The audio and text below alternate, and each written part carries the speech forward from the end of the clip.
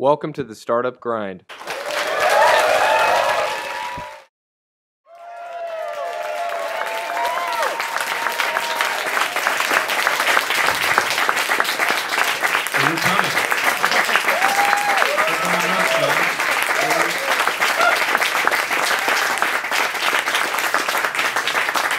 What is my hourly rate, by the way? I kind of want to know. I haven't done the math, but it's a lot of zeros. Well, let me introduce you both briefly. We were going to do it again, but we're glad to have you right here. Oh, I apologize. It's I don't okay. understand the routine, I guess. It's okay. Well, Kaili is the head of marketing for Google for Entrepreneurs. She attended Vanderbilt.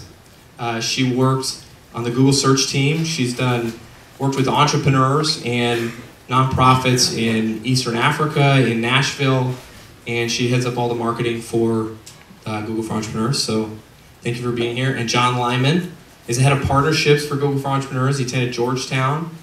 He worked on the Clinton Global Initiative, also worked on google.org, and he helps make all the partnerships happen for Google for Entrepreneurs.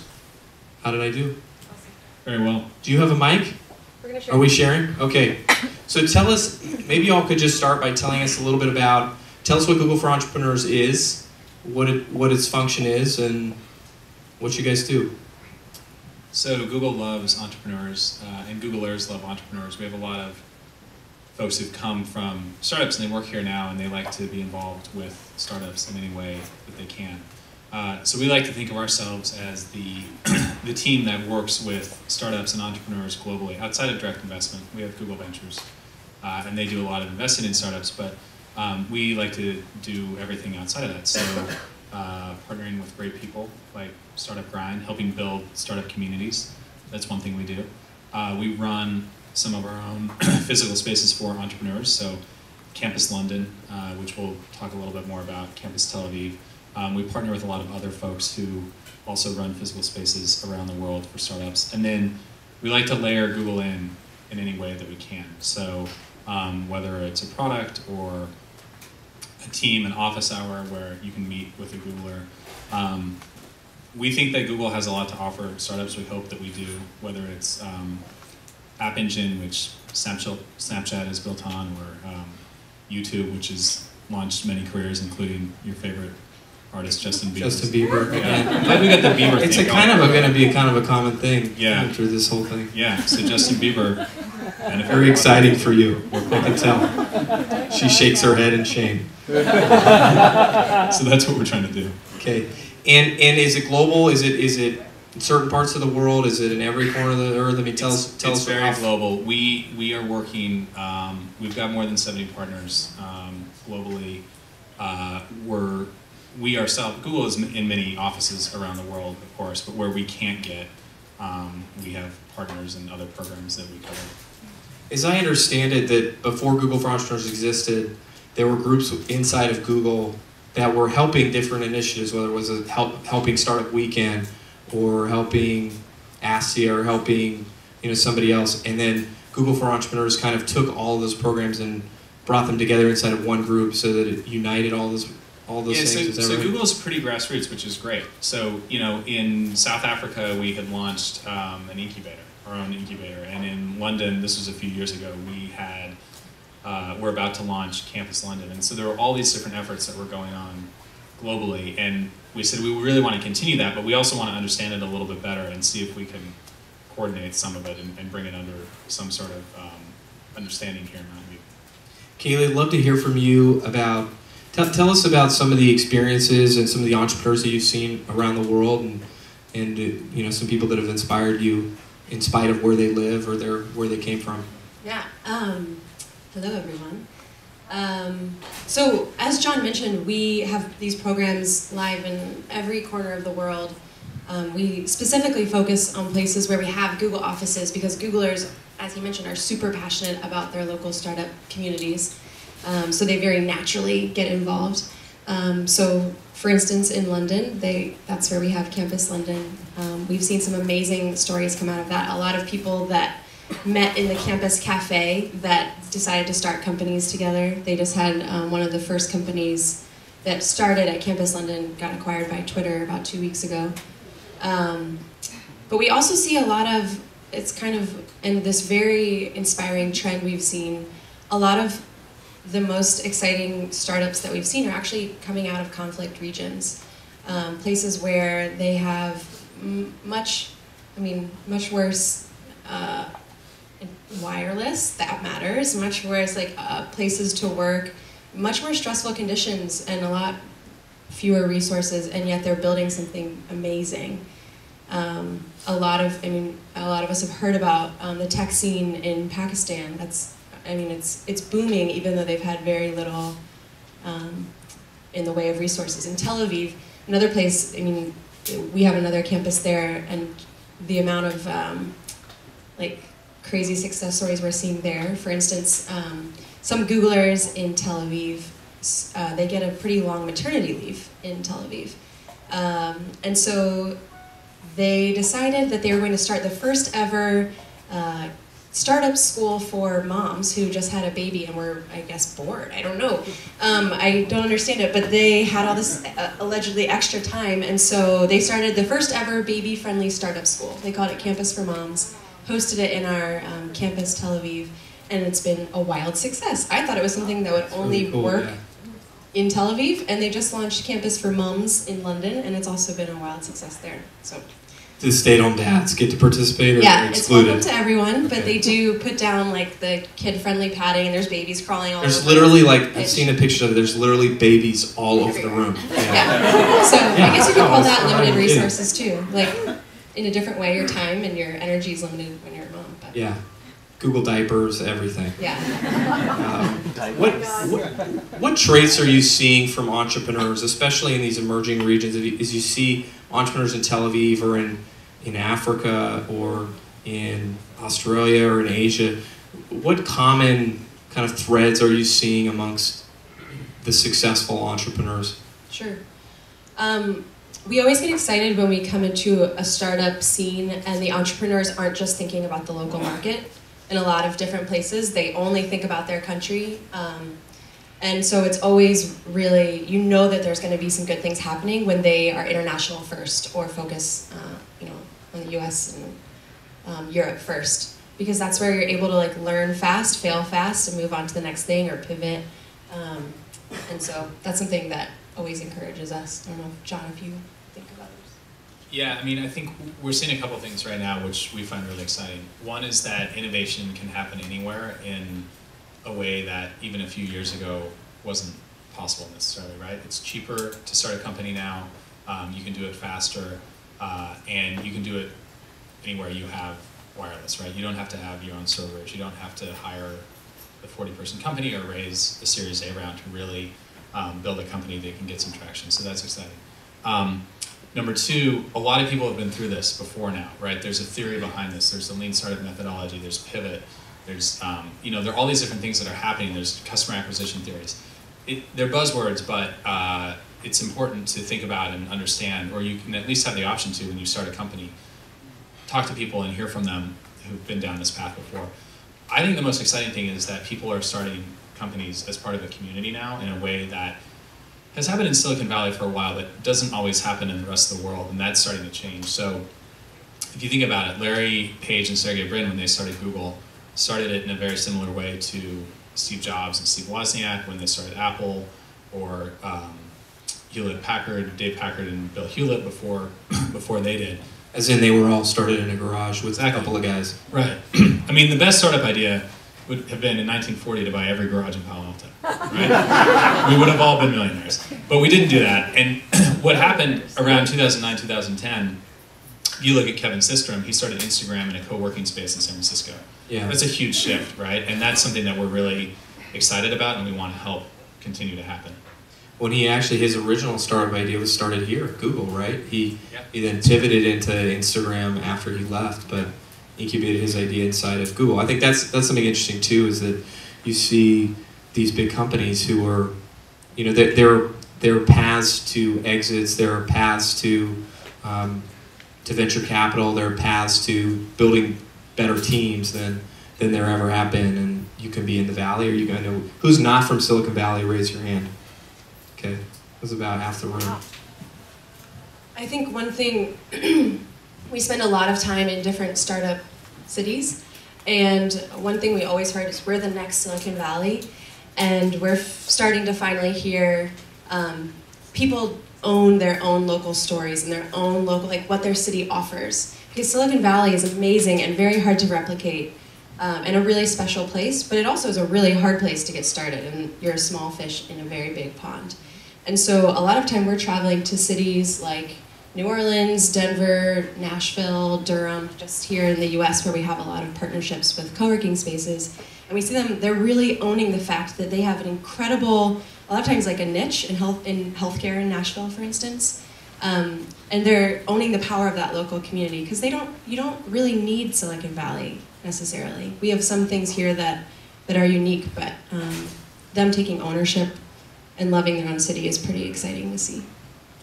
The hashtag tonight is 40forward, if you couldn't tell by the logo, or hashtag startup grind. I think that's a great point, and it's core to what we do, and I know it's core to what you do as well, which is, you know, Google for Entrepreneurs isn't asking all the entrepreneurs in the world to move here, right? You're helping really build and foster local entrepreneurs and local entrepreneurship, and I got an email today from someone on the Google team who was over Nigeria and Kenya and Johannesburg saying, what can we do in these cities to help entrepreneurs here?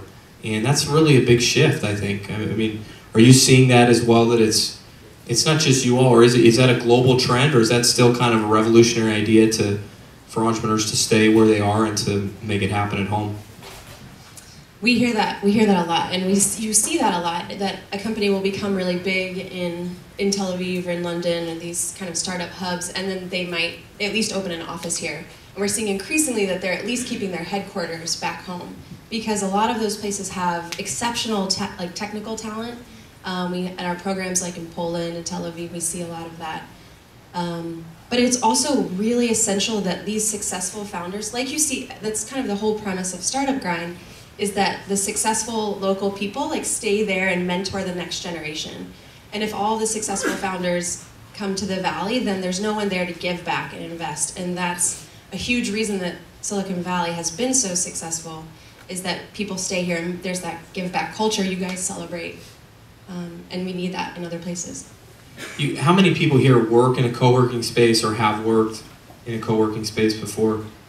So can you tell us a little bit about, from what you've learned from Campus London and Tel Aviv and then these other co-working spaces around North America, what have you learned about the power of a good community inside of a co-working space? What makes that successful? What makes it unsuccessful? Tell us what you've learned about that, John. Sure. So Campus London, for those who don't know, is a 7-story building in London that Google owns and operates. But one thing that we really thought was important early on is that we not run every aspect of it, that we in fact bring the community in to run most of it. So a couple quick examples. Seed Camp, which is one of the leading accelerators in Europe, occupies an entire floor. So that's their headquarters, but they also run programming there. Startup Weekend, many of you know, they've got their European headquarters there. There's a cafe in the basement that is open access, essentially, to any entrepreneur who wants to come in. There's another co-working space that we don't run, that we bring the community in. So that piece is really key, to have folks from within the community really run the community.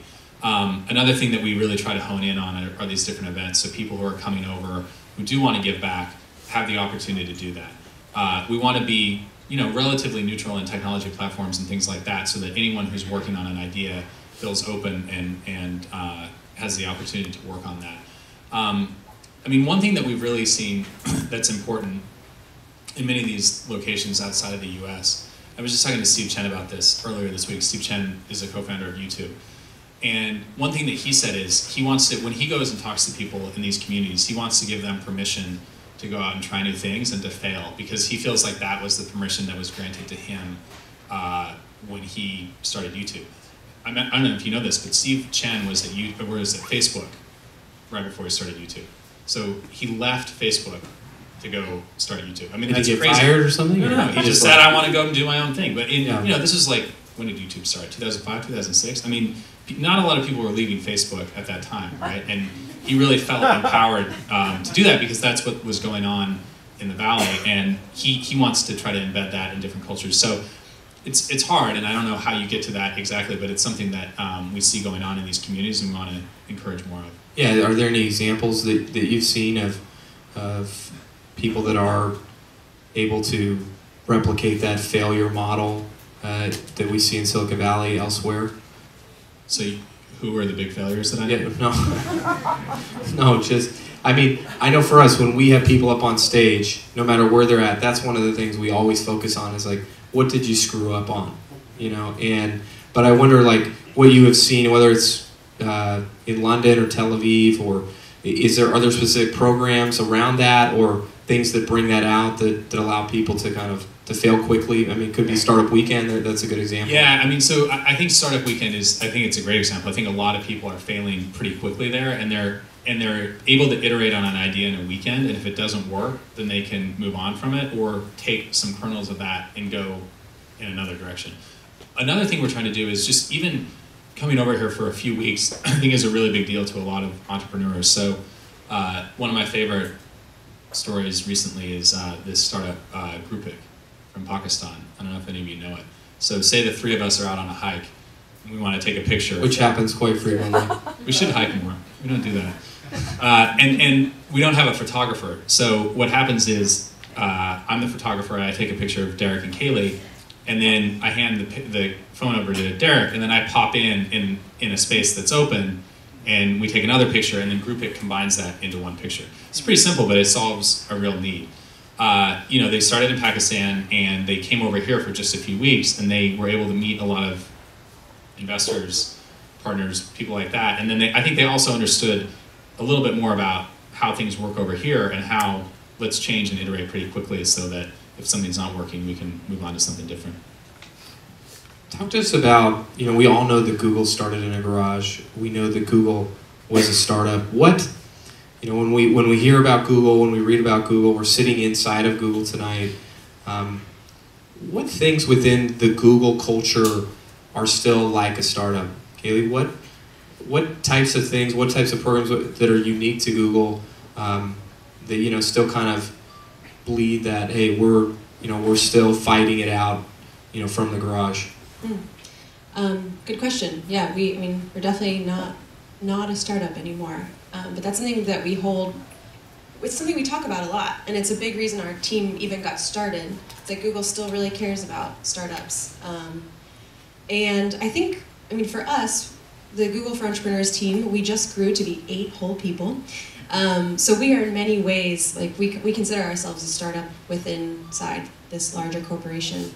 And that for us is tough because with our 8 people, and as I mentioned earlier, you want to have a global mindset from the very beginning. We don't have the luxury of having a person to manage each country or even each region, because we have just very limited time and resources. So it forces us to still be scrappy, even though we have the resources of a big company behind us.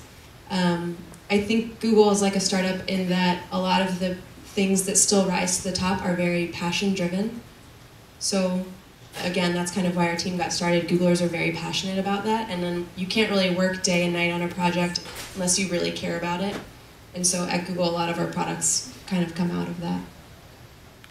The one other thing I'd say that Larry Page talks a lot about is moonshot thinking. And this is what Google X is all about, right? So self-driving cars. That's a crazy idea. Who really thinks that cars are going to be able to drive themselves? And especially a few years ago. But Larry said, let's try it. This was Google Books too, right? So many people said, you can't literally digitize every book in the world. That's too crazy. And he said, well, let's start doing the math. We know how many books there are because the Library of Congress has 95% of them. Yeah. And we can create a machine that will scan each page and turn each page.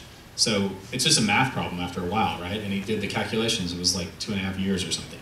And now you got to go out and get the books and do it, but I think sometimes people don't think that way. They just think this problem is too hard to solve. And his point is, if you're working on big problems, you're going to be inspired about what you're working on. And even if you don't hit that end goal, you get further along than you would have otherwise. Our hashtag is 40forward and hashtag startup grind.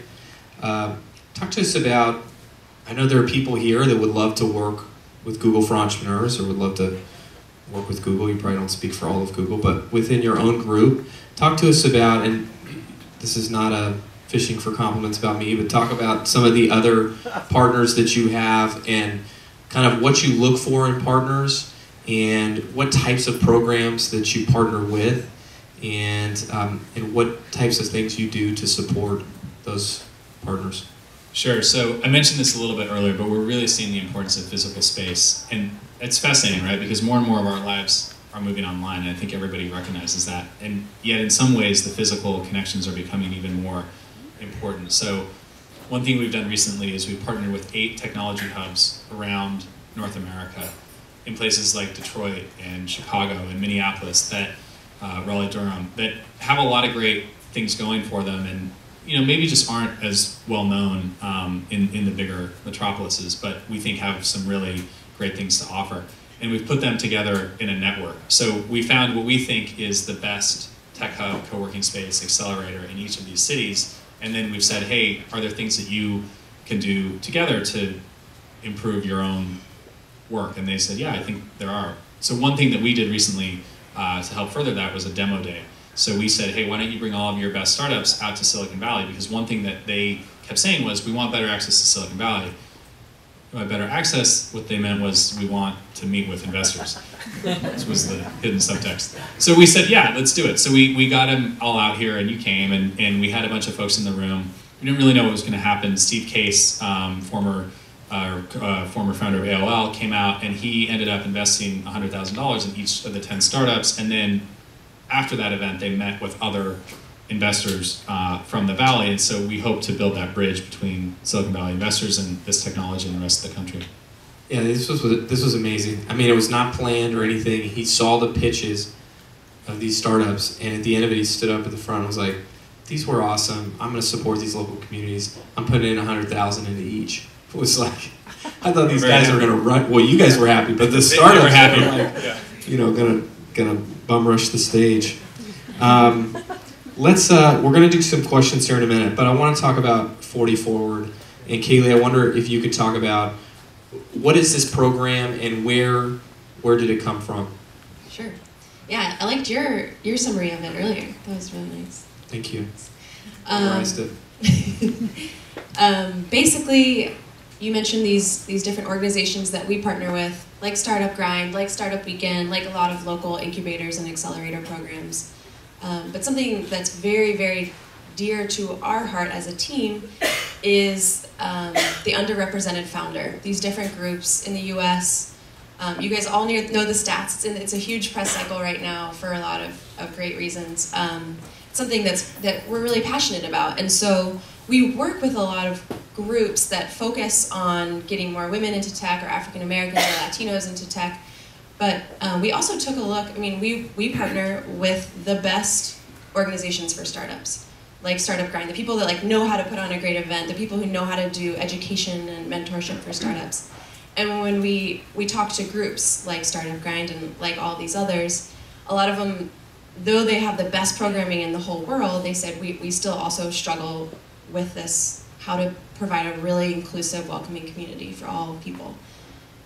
So we actually, all the organizations, Derek and Carly and all of these other partner groups were here in Mountain View last October, and we issued a challenge to them. And we said, why don't you guys, because it is mostly guys that run these organizations, kind of rethink your approach to providing a welcoming, inclusive environment. Because we ourselves don't really know the answers. Like, there's a lot of small things you can do. We put out this challenge and said, let's all try to increase the participation of women 25% this year. And here's a pool of $1 million you can pull from if you need funding to do that. And we've seen amazing things. Derek talked about the 70 events in May this year they're doing featuring female founders. That's really important to show examples to all founders or would-be founders. But some of our other partners are doing really exciting things too. We partner with Mercy Corps. They're in Gaza. And we said, Google is a very data-driven company, like all of your companies. And why don't you go out there and survey the people who aren't coming to your event and ask them, take a data-driven approach, ask them why they're not coming. because that's not something you might not be doing that. And they went out and asked women, why are you women in Gaza coming to our nighttime events? And the women said, it's just a cultural thing, but their families didn't allow them to go because the families didn't see it as financially viable, beneficial for the group. So Gaza, with the funding from 40 Forward, said, okay, we're going to start offering small stipends to these women to come to the events, something very small, but it totally changed the ratio at their events. So sometimes it can be really simple solutions. That's not to say it's a simple problem at all. But even in Chicago, John mentioned our tech hubs that we partner with. In Chicago, we work with a tech hub called 1871. I'm not sure if any of you have heard of it. It's a beautiful, amazing space. They announced a new, very flexible incubator for women with really flexible times to accommodate busy schedules and families. And even though they haven't actually started running their incubator, before the announcement, their incubator is called FemTech, before they announced it, they had about 25% women coming in and out of the space each day. They made the announcement several weeks ago, and since then they've had 40% women in and out of the space each day. They're not even necessarily in the program, they just sent a signal to the community and it changed things for them. So really, I mean, it's for us just amazing to watch your groups learn, because that's how we think we'll kind of move the needle on this.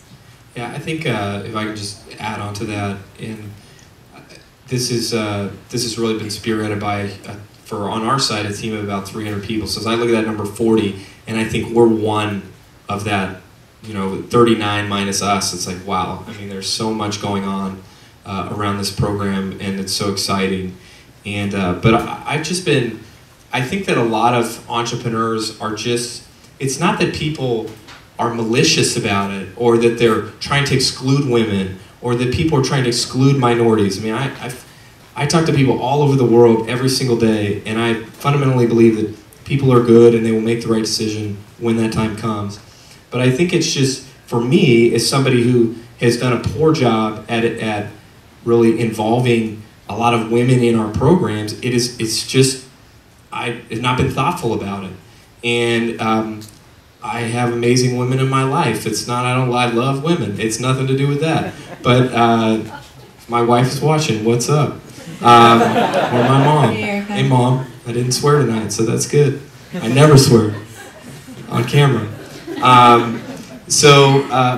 it's just been like, hey, like, wake up, like, we can do better. And so as we've gotten the word out amongst our different chapters, we thought we'd get about 50 people to respond, 50 chapters to respond. And now we're at the end of May and we have 70. And what's interesting is we have more people attending as of today in May. So it's May 19th, I think. We have more people that have attended in May than we have ever had in any event or any month we've ever had. We still have 11 or 12 days left in the month. And so I think it is directly tied into this program because we have reached out and brought more people in and included more people, and that's been a really positive thing, and it's affected this month. But like for us, we have the founder of House speaking next month. I mean, they've raised like $70 million. This woman is amazing. She was on the cover of Forbes last month. And it's like, I've never heard her speak. I've never heard her story. It's crazy. Or we had Julia from Eventbrite last week, and she's a founder, co-founder of a unicorn company, and which means it's $1 billion company. For those that don't know, like, what is he talking about? But these are some of the most amazing entrepreneurs in the world, and they're just not getting a stage and a chance to share those experiences. Well, and the data is pretty clear in two ways on this, I think. One way is disappointing, and then the other way is exciting. So the disappointing way that the data is pretty clear is that almost everybody has unconscious bias, right? And we don't like to recognize that. That's why it's unconscious. It makes us a little uncomfortable to talk about, but we don't always hang out with people or hire people who are very different from us. And in fact, we oftentimes try to hire or hang out with people who are very similar to us. So that's one interesting data point that, if we're all aware of, I think makes things better. And then the other thing that's really interesting is that diverse teams make better decisions and that they generally perform better overall. And so when you start to think more creatively about how can we have a more diverse team, you actually oftentimes also end up with a better outcome. What can the team of 2 or the team of 5 what do you think they can do to be better at solving this problem? What are some tactical things or some kind of decisions that people can make at a very small level to improve this? Yeah. And we're going to go to questions after that. I think there's a couple things. We don't know the answer ourselves, but I think there's a lot to be said for culture. Culture is something we care deeply about at Google, and creating a very, very inclusive one is something that we're always working on. I think, especially in startups, there tends to be, it can very easily skew very masculine. And we see it a lot of times, like when I'm spending time with different tech communities. It can feel a little alienating. And so I think that's something, if you're a founder, to be pretty cognizant of. I think hiring clearly is critical. To think about, as John mentioned, not hiring someone that will agree with everything you say and look just like you. But I think also in terms of where you get the word out on hiring, clearly. Because we work with a lot of organizations, not startups per se, but the organizations, accelerators that those startups are in. And a lot of times they don't understand why women aren't coming to their events, but they're always advertising in the same local tech blog that's read mostly by dudes. And so to like kind of rethink how you're getting the word out there about your next open role or whatever it might be, can be pretty powerful. Great. Does anyone have any questions that we could take for John, Kaili? Wow. Yes, go ahead. Thank you. I was interested in your reference to the week that Groupic. Yeah. I just went here something like, what's an example of a week that an entrepreneur from a different country or even a different part of the U.S. might have? What's an agenda, an itinerary of what they might expect to experience while they're here? Sure. A great question. So we actually, to Derek's earlier point that it's not about founders moving here, but maybe come here, glean whatever you can from the culture, make the connection, set up the bank account, and go home and like grind on your product. And we work with a partner called Black Box Connect. They're based in Palo Alto, and we source startups from all of our different partner programs around the world, and they come to Silicon Valley for 2 weeks. They meet with a lot of investors. They meet with different speakers from Google and other tech companies.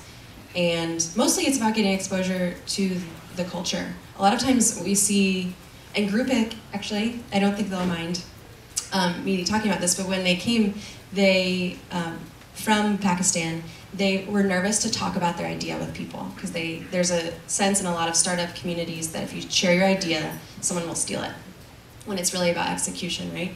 And so they were hesitant to talk, and therefore they couldn't get enough feedback. But by the end, they were telling everyone that they could, and they've had phenomenal success as a result. So that's our partner is Black Box. You can check them out if you want to.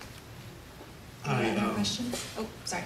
Yes. Yeah. Name is Wayne Sutton. Great conversation. Great job, everyone. My question is, in terms of innovative ideas and products you're seeing from companies in your partner programs that necessarily not be big markets over here yet, or people focusing on in the States, what are some of those crazy innovative ideas you've seen across the world? So is the question, what things have not yet come to America? Oh. To the U.S.? Any thoughts, John? Let me think about that for a second. So what innovation companies or what innovative products are popular elsewhere that you think may come here eventually? So in some sense, they're ahead of their I think time. just generally, what are you seeing? So you just had these companies that presented from the co-working spaces. I know some of those are in the U.S., but you know, what are you seeing? What ideas, what products you seeing that have excited you? Yeah, so I mean, I'll say a couple things. One is that I think design-led companies are, maybe not design-led, but heavily designed influence companies are extremely popular right now and are doing very well. So, you know, if you look at all the most highly valued startups around the country right now and around the world, it's things like Pinterest and Uber and Square, and there's a huge design element that I think wasn't even present a few years ago, and that's happening across the globe now. The companies that I like the most in countries outside of the US are ones that I think are really uniquely solving a problem that people in those areas have, right? And so, but Mary Grove, who's not here tonight, tells this story a lot, and it's a great story, I think. She was traveling to Afghanistan, and she heard on the radio this radio show that's very popular in Afghanistan, and it was a guy who would sit in a radio studio and take phone calls, because mobile technology is actually pretty prevalent there, but the internet's still pretty slow, and he would just answer people's questions because he had an internet connection, so he would do a search and he would be able to answer questions, which is amazing, right? I mean, it's such a hack of the technology, so to speak, that he's able to do. And so you're seeing more and more of that globally, where people who may just face different sets of problems are able to get around them and use different technology to solve them. Hi, I'm Abi Dugar. Just a question regarding the encouragement that you're trying to give women to be entrepreneurs. I think that perhaps it might be useful to help young women, perhaps that are in high school, to be encouraged to become entrepreneurs, because as they are in high school, when they look at Google, or they look at Amazon, or they look at Facebook, it's men. Of course, Yahoo is a nice example, but mostly they see men. I'm just wondering what type of encouragement or program you might have, or that would encourage young women to be entrepreneurs. Yeah, that's a fantastic point. I think you kind of answered it too. Google recognizes that, like any problem like this, it's systemic and you have to start young. There's that great Marian Wright Edelman quote about you can't be what you can't see. And so providing the examples up on stage at a startup grind, but also, yes, for young girls, to encourage them to take an intro to computer science class in middle school or even before. We're starting to see toys that are developed for little girls that have an engineering mindset. That's really exciting. We're even, I don't know, I think it's a fantastic time for this. We're even starting to see animated movies that don't show marriage as the ultimate goal for women. And Google also has a lot of investments, largely through google.org, into early STEM education. So it's something we see, it's not just Google, every tech company is also really focused on this right now because it's critical to solving this problem long term. So Sheryl Sandberg talks a lot about this too. She's one of my favorite executives. And one thing that she's found is that in doing all this research that she's done for Lean In and some of the other publications, there's actually a lot of really encouraging data out there for young girls and women right now, particularly regarding academic performance. So in a lot of ways, women are outperforming boys through elementary, junior high, and high school. But from a leadership perspective, it's not happening. I forget when it levels off. It's like 4th or 5th grade. And then suddenly boys are much more likely to run for student office, to try to be captain of the team and things like that. And so trying to change that, marry up the academic performance, which is on a nice upslope, with how do we get more women into leadership positions, particularly early in life, because I think what happens by the time you're in college or after is that not the moment has passed, but it gets a little bit more difficult, and that's something that I think we can all think about and try to do a better job of. So I was actually born in Pakistan in a very poor part, and somehow I made it out to Silicon Valley. You mentioned a lot of these companies that are coming out here and looking for venture capital. Aside from that, what could you bring to Pakistan that could make the startup environment much better? So I've been to Pakistan. It's a beautiful, beautiful country. What can we bring to Pakistan? It's tough, right? I mean, I think there's just some stability and overall economic governance issues that make it difficult for some companies to start there and go global.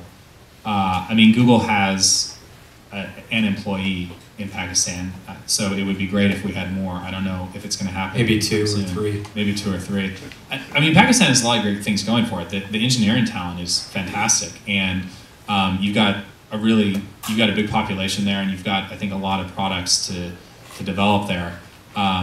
Maybe exporting, and maybe this is something Google could help with, but how do you get some of that technology out a little bit more easily? And I think that should happen as as the world continues to develop and broadband is more and more ubiquitous. But from what I saw in Pakistan, the basics are there. And investment's always important, but maybe building those bridges a little bit more between Pakistani Americans and that community, and start getting some of those dollars flowing back. It's a tough issue. It's not one that's going to be solved overnight, but I think Pakistan, unlike a lot of other countries, really has some great building blocks in place right now.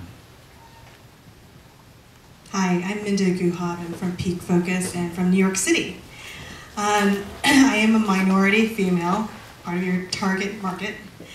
And I'm curious to know, have you thought of planning specific programs, like you're doing with your 2-week program, for women minority entrepreneurs or other sort of underrepresented entrepreneurs? It would be so great to see that from you all. Hello. Yeah, we actually work, have you heard of NewMe Accelerator? NewMe Accelerator is a fantastic organization based up in San Francisco. We work really closely with them and have actually Angela Benton, who founded NewMe Accelerator, she started the accelerator around the same time that we started our group about 2.5 years ago. And so they were essentially one of our very, very first partners, and we've kind of grown up together with them. And last week, John went to go speak there as they welcomed one of, I don't know, like maybe their 10th class of startups. But it's an accelerator, 12-week residential accelerator program for underrepresented founders, for women, for African American founders from all over the US to come and live here for 12 weeks and again get that same taste. So they're doing fantastic things. They have they get an amazing job at growing during that 12 weeks and getting a lot of funding. Freddie Hudson, who's one of our favorite founders, he went through the program and just closed like his second Series A round. He's raised many millions of dollars through the program. That's awesome. I just moved here, so that's Oh, really welcome. good to hear. Okay. 2 days. Yeah, we'll connect you with Angela. Okay, thank you. Great. Hey, I'm Bruce. I'm from We Are the Future.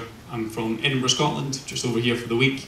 From your experience, what countries would you say are leading the way in encouraging women into entrepreneurship? Pick your favorites. Yeah, pick your favorites. I think Tel Aviv. The Startup Nation, Israel, is doing a pretty amazing job. That's a country that in general has a different approach. They have, even women are required to do military service, something that kind of changes the dynamic, right? Like that even sets a signal for like what women can and cannot do. And so as a result, you tend to see there are more female founders there. It's less of an issue at all. So that's one country that I think they're doing a great job.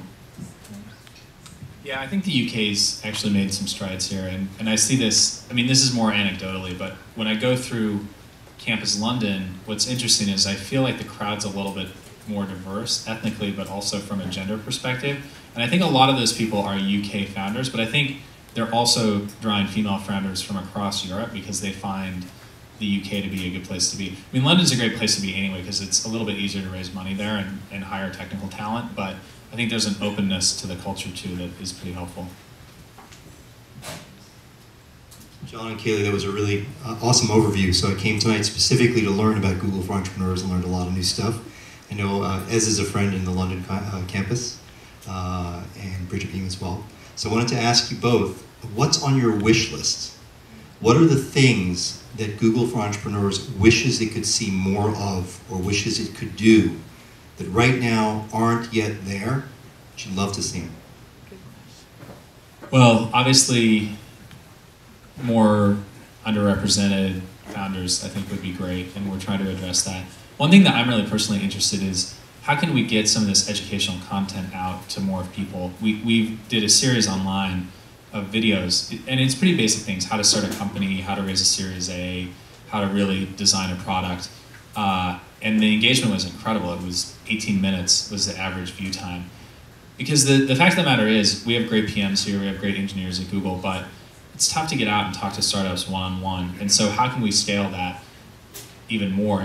And like I said earlier in one of the opening questions, there's so much theory and there's so much research been done on what are you really trying to do when you're starting a company. You're trying to have a product market fit. You're trying to acquire customers, and there's a lot that's out there on how to go about doing that. And my sense is, especially globally, a lot of people are making those same mistakes over and over again, and they don't know when something isn't working or how to change and what direction to go in. And I feel like a lot of that's out there, and I wish we could do a better job of getting it out there to people.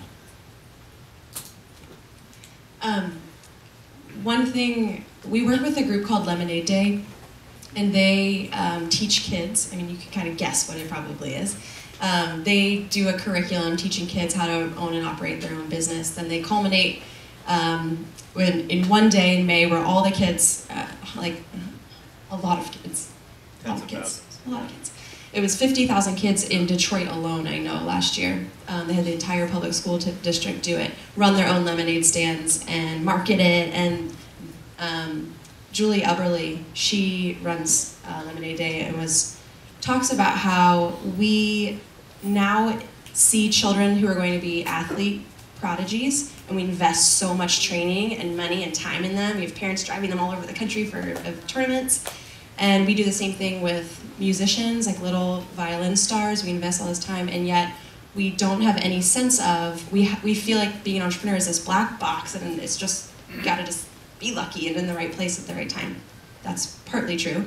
But we don't invest in kids and teaching them about entrepreneurship and about creating something from nothing, and the beauty of that process. And so I think a lot more education early on about entrepreneurship as a career, as a path, would be really exciting for us as a team. Hi, my name is Mohammed Yusuf. My question is that a lot of times you make some apps, and sometimes you see some idea that actually clicked, and you think, oh shit, I was thinking about that idea. You know? For example, no one can think, okay, maybe like the way the WhatsApp was building, maybe like someone has already thought of it. And maybe like there is some apps already out there, but that did not click that way. So what is missing? Like if you have some app, what is it that's missing that actually make you bring in the limelight and make $1 billion? Okay. Come on, Kaili. Oh, wow. What is he missing? Oh, gosh. I think with whoever was WhatsApp competitor was probably that they didn't have good enough emoticons. So I'm personally very passionate about those. I don't know, it's different every time we see a business win an area. We see that they're competitors. It could have been anything. It could have been the team. Team's so important. And having a deep team that has experience in that area could be traction. And it of course is a little bit about being at the right time in the right place and having investors that make the right introductions for you. So I don't think there's one silver bullet. One thing that I really learned when I came to the Valley that I didn't understand was true until I really lived it and saw these companies. There is a little bit of luck, and the company that you pick to work on is really important, but gosh, execution is so much more important than the idea. And the companies that are successful, how many search engines were there before Google? There were literally dozens, right? And Google just came along. It wasn't that it was an area that no one else had known about. They just executed on the search engine better than anybody else. If you wanted to know what was going on in the world, or if you wanted to find a URL that was relevant to you, you used Google and it worked more. And that's just something that I think comes up over and over again. I'm not familiar with the WhatsApp acquisition, and I'm not familiar with their technology enough to say that, but I would bet that there were a number of competitors and that they just did an excellent job going out there, heads down. You read these stories, the venture capitalists couldn't even find these guys, right? They're not out on the weekends, they're not going to Vegas all the time. They're just heads down building this application, and it's tough because you've got to build a global app that works on every phone across 100 countries if you want to build WhatsApp, right? And it just was a lot of hard work, and I think they probably did it better than anybody else. And one more comment about the ladies, right? The women. I completely agree to it, because in my country, right, we guys, like boys, we are very frustrated sometimes because they get all the seats in the medical and we don't get the chance to get it. But the only thing that makes me feel sad is that once they become doctors, and then they get married, and then they sit home. you know, so bad. Thank you. My name is Rosalene Martins, and the reason why I wanted to talk is not really for any company that I work for. It's the company of a friend of mine, which is a social impact company, meaning that they are 222 company. They donate 2% of their profits, 2% of their time to social programs, and 2% of something else. I can't remember what it is. But they are a company focused on education for entrepreneurship, and they are placing now or creating programs that are designed for middle school and high school. And I don't know if you know of Castilleira High School. Is a high school for girls only in Palo Alto. It's a private school, but there is other schools in public schools that have a very limited budget, and they cannot incorporate, they can barely cover the basics, and to incorporate programs on entrepreneurship would be kind of a stretch, but it would be great to know whether Google would be open to partnering with a company such as this one to sponsor some programs in public schools and give the opportunity for, you know, middle school, maybe even in elementary school, to have programs like these or summer camps.